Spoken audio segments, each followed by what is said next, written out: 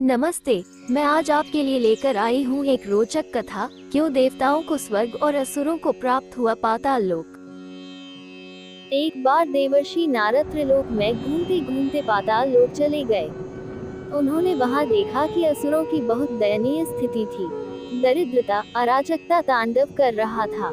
हर तरफ हाहाकार मच रहा था। ये दृश्य देखकर नारद मुनि बहुत व्याकुल हुए और अपने पिता श्री ब्रह्मा जी के पास चले गए। पूज्य पिताजी को दंडवत प्रणाम किया। नारद जी को देख ब्रह्मा जी ने पूछा, नारद आज कैसे आना हुआ? तुम्हारे मुख के भाव कुछ कह रहे हैं। कोई विषय प्रयोजन है अथवा कोई नई समस्या है? नारद जी ने कहा कि पिताश्री ऐसा कोई विशेष प्रयोजन तो नहीं है। मैं पाताल लोक से आ रहा हूँ। मेरा मन बहुत दुखी है और मेरे मन में रह रहकर एक प्रश्न उठ रहा है। उसके निवारण के लिए मैं यहाँ आया हूँ। निसंकोच तुम्हारे मन में जो कुछ भी है वह मुझे बता दो। ब्रह्मा जी ने कहा, पिताश्री आप सारी सृष्टि के परम पिता है। देवता और दानव आप ही के संतान है।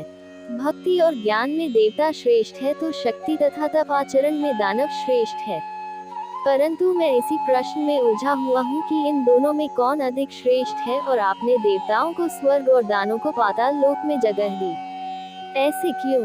आज दानों की स्थिति बहुत खराब है। इन्हीं प्रश्नों का उत्तर जानने के लिए मैं आपकी शरण में आया हूँ, नारद जी ने कहा। नारद का प्रश्न सुन ब्रह्मदेव ने कहा, नारद, इस प्रश्न का उत्तर देना तो कठिन है और इसका उत्तर मैं नहीं दे पाऊंगा, क्योंकि देव और दानव दोनों ही मेरे पुत्र हैं। अपने ही दो पुत्रों की तुलना अपने ही मुख से करना उचित नहीं होगा। लेकिन फिर भी तुम्हारे प्रश्न का उत्तर ढूंढने में मैं तुम्हारी सहायता कर सकता हूँ। आज ही तुम देवों और दानवों दोनों को मेरी ओर से भोजन का निमंत्रण भेजो। कल ही हम उनके लिए भोज का आयोजन करेंगे। कल ही तुम्हें तुम्हारे प्रश्न की देव क्यों स्वर्ग लोक में है तथा दानव पाताल लोक में है का उत्तर भी मिल जाएगा। ब्रह्मा जी के कहने पर नारद तत्काल ही असुरों और देवताओं को निमंत्रण दे आए। दूसरे दिन असुर ब्रह्मलोक में भोजन का आनंद लेने के लिए पहुंच गए। उन्होंने पहले पहुंचने के कारण भोजन की पहली शुरुआत खुद से करने के लिए ब्रह्मा जी से आग्रह किया। भोजन की थालियां परोसी गई। असुर भोजन करने के लिए बैठे। भोजन शुरू करने ही वाले थे कि ब्रह्मा जी हाथ में कुछ लकड़ियां लेकर उनके समक्ष उपस्थित हुए और उन्होंने कहा, आज के भोजन की एक छोटी सी शर्त है कि मैं यहाँ उपस्थित हर एक अतिथि के दोनों हाथों में इस प्रकार से लकड़ियां बांधूंगा कि वह कोहनी से मोड़ नहीं पाए, और इसी स्थिति में सभी को भोजन करना होगा। कुछ देर बाद सभी असुरों के हाथों में लकड़ियां बंध चुकी थी। अब असुरों ने खाना शुरू किया, पर ऐसी स्थिति में कोई कैसे खा सकता है? कोई असुर सीधे थाली में मुंह डालकर खाने का प्रयास करने लगा तो कोई भोजन को हवा में उछालकर मुंह में डालने का प्रयत्न करने लगा। ये सब नारद जी वहीं पर खड़े होकर देख रहे थे। अपने सारे प्रयास विफल होते देख असुर बिना खाए ही उठ गए और क्रोधित होते बोले, हमारी यही दशा ही करनी थी तो हमें भोजन पर बुलाया ही क्यों? कुछ देर पश्चात देव भी यहाँ पहुँचने वाले हैं। ऐसी ही लकड़ियां आप उनके हाथों में भी बांधिएगा ताकि हम भी उनकी दुर्दशा का आनंद ले सके। कुछ देर बाद देव भी वहां पहुंच गए और अब देव भोजन के लिए बैठे।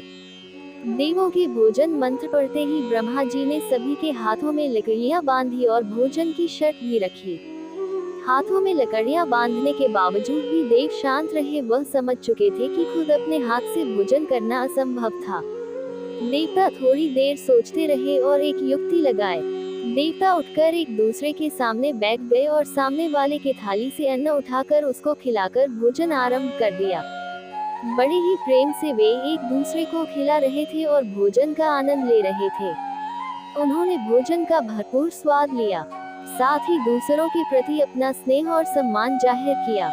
ये सब देखकर असुर बहुत दुखी हुए। तब ब्रह्मा जी असुरों को भी भोजन परोस दिया। नारद जी ये देखकर अपने प्रश्नों के उत्तर पा चुके थे। नारद जी ने ब्रह्मा जी से कहा, पिताश्री आपकी लीला आघात है। युक्ति, शक्ति और सामर्थ्य का उपयोग स्वार्थ हेतु करने वालों से भी परमार्थ के लिए करने वाले का जीवन ही श्रेष्ठ होता है। दूसरों की भलाई में ही अपनी भलाई है।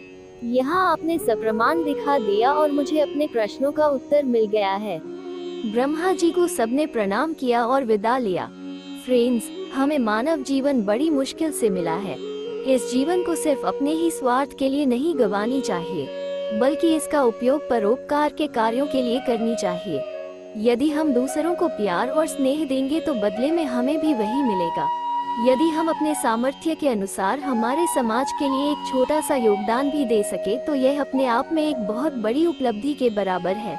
ऐसे परार्थ के लिए जीने वाले इसी जीवन में स्वर्ग की प्राप्ति करते हैं। मेरे चैनल परफेक्ट कहानियाँ को लाइक, शेयर और सब्सक्राइब कीजिए और बेल आइकॉन को दबाना ना भूले। Thank you.